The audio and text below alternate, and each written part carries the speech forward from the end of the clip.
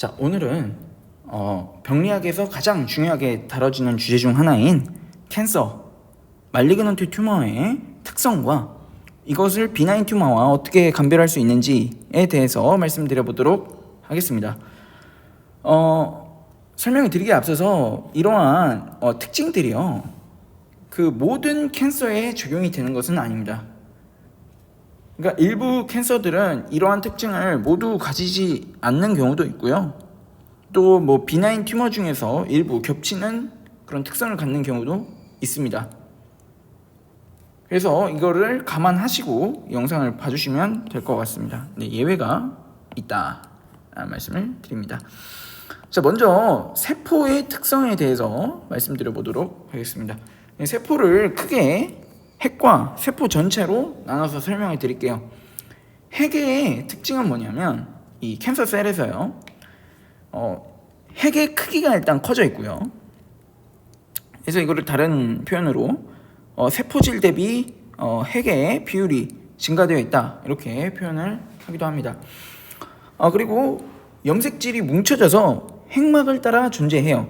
이건 이따가 설명을 드리도록 하겠습니다.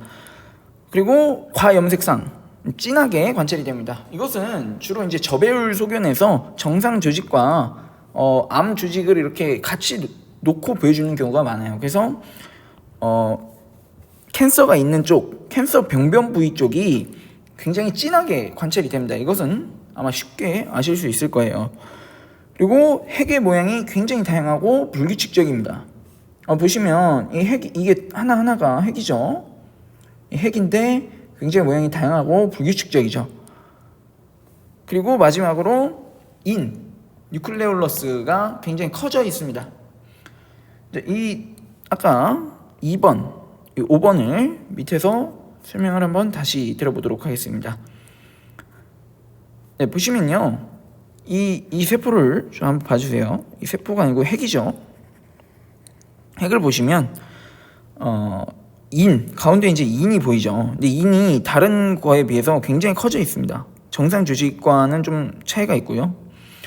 그리고 보시면 이게 이제 염색질인데요. 염색질이 핵막 쪽에 이렇게 붙어 있어요. 그러다 보니까 보시면 군데군데 이렇게 하얗게 관찰이 되는 것을 볼 수 있습니다. 이게 비어 있어서 그렇게 되는 거예요. 뭉쳐가지고 핵막에 이렇게 존재하다 보니까 염색질이 이렇게 군데군데 빈 그런 흰색 구조물이 관찰이 되는 것입니다. 그리고 여기서 또 하나 확인할 수 있는 건요, 이게 핵이라 그랬죠. 근데 뭐 이제 정확한 세포의 경계를 확인할 수는 없지만 대충 이 정도라고 하더라도 굉장히 핵의 비율이 높죠. 이게 이제 전형적인 캔서셀의 특징이다, 이렇게 보시면 되겠습니다. 자, 그래서 이렇게 말씀을 드렸는데, 제가 아까도 얘기했다시피 예외가 있다고 말씀을 드렸죠. 그래서 전부 적용이 된 건 아니다. 대표적으로 이제 스몰셀 렁 칼시노마를 살펴보면요, 이 경우에는 인이 아예 없어집니다. 아예 관찰이 되지 않아요. 이런 경우도 있습니다.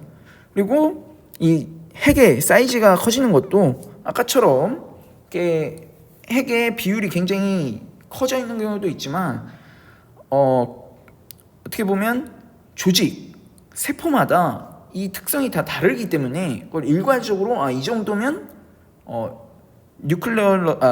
핵이 커져 있다, 이렇게 보기는 좀 어려운 것이죠. 그리고 세포 전체로 이번에는 설명을 드리면, 세포 전체적으로는 미토틱 피규어가 일단 좀 특징적입니다. 이게 이제 두 가지를 볼 수 있는데, 이거는 따로 영상을 제가 찍겠지만 간단히 말씀을 드리면, 저희가 그 중학교 때 세포 분열을 배우면서 배웠던 이런 세포 분열의 모습을 관찰을 할 수가 있게 돼요. 전반적으로 수가 증가가 되어 있고요. 왜냐면 이제 분열이 빨라지기 때문에 수가 증가가 됩니다. 이건 비나인 튜머고 말리그넌트 튜머고 마찬가지입니다. 근데 특징적인 게 뭐냐면 이 비전형적인 유사 분열상을 보일 때가 있어요. 이거는 무조건 관찰이 되는 즉시 말리그넌트 튜머에 해당합니다. 그래서 이건 예외가 없는 그런 특징에 해당을 하고요. 수 같은 경우는 좀 조심을 하셔야 되는 게 이게 조직마다 굉장히 다릅니다. 뭐 에피셀리얼 오리진 같은 경우에는 이게 그 유사 분열상이 관찰되는 경우가 많은데 다른 뭐 예를 들어 쥐스트 같은 경우에는 이 관찰이 굉장히 안 돼요. 그래서 이 쥐스트의 예후를 결정하는 기준에 유사 분열상 개수가 있는데 5mm 제곱당 5제곱밀리미터당 5개가 기준입니다. 근데 이게 어느 정도냐면요. 예를 들어 한 쥐스트 표본을 제가 가져왔는데 이게 약 2cm 정도 됩니다. 즉 18.97ml인데요. 5제곱밀리미터는 뭐 이게 한 2.5 정도, 2.5 정도 밀리미터가 돼야겠죠. 2.5mm가요 생각보다 큽니다. 이 지금 저별로 봐서 그렇지 이 부분이 굉장히 넓어요. 근데 이 부분을 여기서 5개가 관찰이 되냐 안 되냐가 기준이기 때문에 그 정도로 관찰이 굉장히 어렵습니다. 그래서 이 수로 이제 특징을 짓는 거는 뭐 일반적으로는 수가 증가돼 있지만 이걸로 확실히 알기는 어렵고요. 미토틱 피규어는 그러니까 이상한 유사 분열상의 경우는 관찰이 되면 100% 말리그넌트 튜머인 것은 맞으나 기본적으로 이렇게 유사 분열상 자체가 관찰이 어렵다라고 한다면 그런 조직에서는 이 이상한 유사 분열상이 관찰되기가 좀 힘들겠죠. 그래서 이것만으로 또 구분을 하기는 굉장히 어려운 측면이 있습니다. 그리고 그 다음 설명을 드리면 플레오모피즘과 로스 오브 폴라리티 개념이 있어요. 이거는 이따 설명드릴 아나플라시아와 연관이 됩니다. 이거는 이따가 말씀을 드리고 이 두 가지에 대해서 먼저 설명을 드려볼게요. 플레오모피즘이라는 것은 말 그대로 이제 세포가 어떻게 되냐면 조금 크기가 다양하고 제멋대로인 그런 것들을 말해요. 이제 뭐 이게 위에가 레이오마이오마라고 해서 이 위에요. 양성, 비나인 튜머에 해당하고요. 여기는 말리그넌트 튜머에 해당합니다. 보시면 굉장히 여기는 규칙적이죠. 이건 지금 자르는 단면이 달라서 이렇게 보이는 거지만 이런 같은 단면에서는 크기가 그나마 조금 규칙적이다 이렇게 볼 수 있는데 여기 밑에 경우에는 좀 한눈에 봐도 여기 이런 데 보면 조금 다양한 크기와 모양을 지니고 있는 것을 알 수가 있죠. 그리고 이게 레이오마이오마라는 것은 근육 조직이에요. 근육이라는 것은 기본적으로 결이 있겠죠. 이것은 어떤 뭐 스무스 머슬이건 카디악 머슬이건 스켈레톤 머슬이건 기본적으로 이 방향이 있습니다. 방향성이 있는데 양성 종양 같은 경우에는 이렇게 결이 잘 보여요. 여기 보시면 이 악성 종양 같은 경우에는 이런 배열이 없죠. 이거를 이제 로스 오브 폴라리티라고 하는 겁니다. 두 개를 종합하면요 근본이 없어진다 이렇게 이해를 하시면 돼요. 그러니까 보시면 딱 원래 조직의 모양과 비슷하지만 뭐 세포의 수가 많아지고 뭐 유사 분열상이 좀 관찰되고 뭐 이런 사소한 차이를 보이는 게 양성 종양이라고 한다면 이 친구들 같은 경우에는 아예 뭐 이 조직이 원래 어떤 조직이었는지 알기 어려울 정도로 근본 없이 병원하는 경우가 꽤 많습니다. 그래서 이 근본으로 이해를 하시면 될 것 같아요. 이 아나플라시아 이것은 이따가 설명을 드리겠지만 결국 디퍼런시에이션 분화의 문제거든요.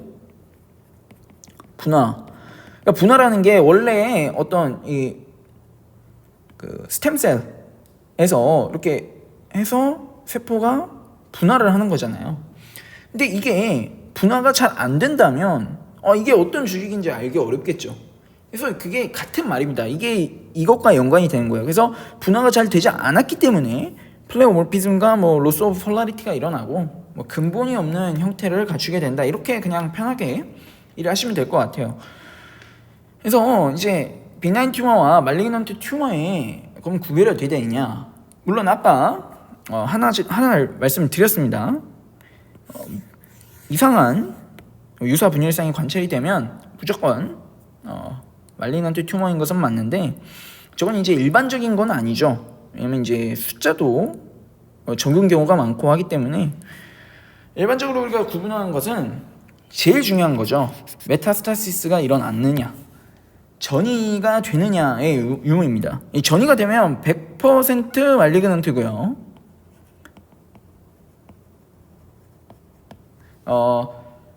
비나인은 전이를 하지 않아요. 예외 없이 이것은 적용이 되는 개념입니다. 그러나 이게 뭐 메타스타시스가 됐느냐, 이걸 유무로만 판단하게 되면 어떤 문제가 있을까요? 그죠? 초기에 잡아낼 수가 없겠죠. 그래서 이제 다른 여러 가지 소견들이 또 있는데, 그러니까 이걸 하나로만 구별을 한 게 아니라 여러 가지를 통해서 이거는 비나인이고 이거는 말리그넌트고 이렇게 구분을 한다라는 거를 알아두셨으면 좋겠어요. 로컬 인베이션 같은 경우에는 국소 침윤인데요. 이게 뭐냐 하면 저희가 예를 들어서 이 GI 트랙을 보면요, 기본적으로 점막이 있고 점막 미층이 있고요, 근육층이 있죠. 머스큘라리스 익스터나 이게 있고, 이게 서브 뮤코사죠. 그다음에 이게 뭐예요? 시로사, 이렇게 또 되는 거죠. 근데 보시면 이런 층이 있는데, 정상적인 그거는 여기 왼쪽을 한번 좀 봐주세요.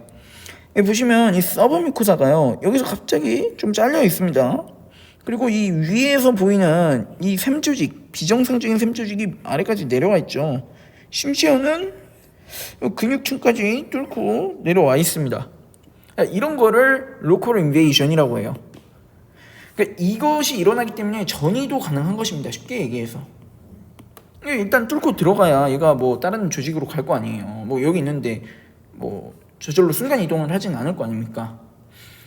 근데 여기도 또 예외가 있는 게, 림판지오 마토시스 같은 경우에는 양성인데도 불구하고 뭐 로컬 인베이션을 일으키는 경우도 있고, 칼시노마 인 시추라고 해서 이제 이게 상피 조직에 나는 칼시노마 암종인데, 얘 같은 경우에는 침윤을 하지 않은 상태를 의미를 합니다. 그래서 이게 꼭 적용이 되는 거는 아니다. 그러나 이게 대부분 적용이 되는 얘도 중요한 소견 중에 하나다, 이렇게 이해를 하시면 될 것 같아요. 물론 이거는 교수님들마다 또 뭐 이게 이제 100%다라고 하실 수도 있고, 그건 이제 교수님마다 이제 맞춰서 가시면 될 것 같습니다. 그리고 이제 아까 말씀드렸다시피 이 분화와 이 역형성 아나플라시아의 개념은 말씀드렸다시피 하나의 스템셀에서 보통 분화를 해서 이 세포가 이제 만들어지고 조직의 특성을 갖게 되는데, 이 과정에서 이것이 제대로 일어나지 않아 가지고 근본이 없어지는 상태를 아나플라시아라고 하고요. 이것이 이제 나타나는 게 보통 뭐 로스 오브 폴라리티나 플레오모피즘, 이렇게 특징을 보이게 되는 것입니다. 그래서 이런 것들이 보이면 우리가 구분을 할 수 있겠다. 플레오모피즘에 대해서 또 보시면 굉장히 다양하죠. 세포의 모양과 이런 것들이 굉장히 다양해요. 가운데 보시면 굉장히 다양하죠. 크기도 지 멋대로고요. 그래서 이런 것들을 이제 플레오모피즘, 다양성이라고 하게 되는 것입니다. 그리고 그 분화에 대해서 또 추가로 설명해 드리면, 이게 이제 아데노마고요. 이게 아데노칼시노마예요. 그러니까 한마디로 이건 비나인이고요. 이건 말리그넌트 튜머인데요. 자세히 보시면 이게 이제 횡단면으로 이게 점막이 있으면, 점막에 이런 글랜드가 있으면 이렇게 잘랐다, 이렇게 생각을 해보시면 될 것 같아요. 그렇게 해서 봤을 때 여기 보면 굉장히 하나하나 구분이 돼서 보이죠. 근데 여기 오른쪽에 보시면 이게 이제 악성 중형인데 어떻습니까? 이게 뭐 글랜드가 하나인데 뭐 여러 가지가 이렇게 한꺼번에 합쳐져 있는 것 같고요. 여기 보시면 뭐 모양이 아주 기가 막힙니다, 그죠? 오, 이게 뭐 샘인가 싶을 정도로 보시면 샘이 맞나? 할 정도로 이상하게 생겼어요. 근본이 없어진다라는 겁니다. 근본이 없습니다. 보시면 그래도 근본은 남아 있어요. 이게 이제 가장 큰 차이 중에 하나인데, 뭐 이것만으로는 또 구분을 하는 건 아니고, 결론적으로 여러 가지 특성을 종합해서요, 이런 것들이 보인다. 이게 좀 분화가 제대로 안 일어난 것 같다. 그리고 이제 인베이션 소견도 좀 있다. 아직 메타시스는 없지만 이런 것들이 보이고 뭐 이것도 관찰되면 좋겠지만 뭐 일단 없다. 근데 일단 뭐 핵의 특성이 대부분 이거를 만족을 하고 그렇다라고 한다면 이것은 말리긴 헌트구나 이렇게 가는 겁니다. 이게 뭐 모두 일률적으로 적용되는 게 아니라는 점 다시 한번 말씀을 드리면서요. 오늘 캔서와 비나인 튜머의 구별 방법에 대해서 짧게 설명을 드렸습니다. 시청해 주셔서 감사합니다.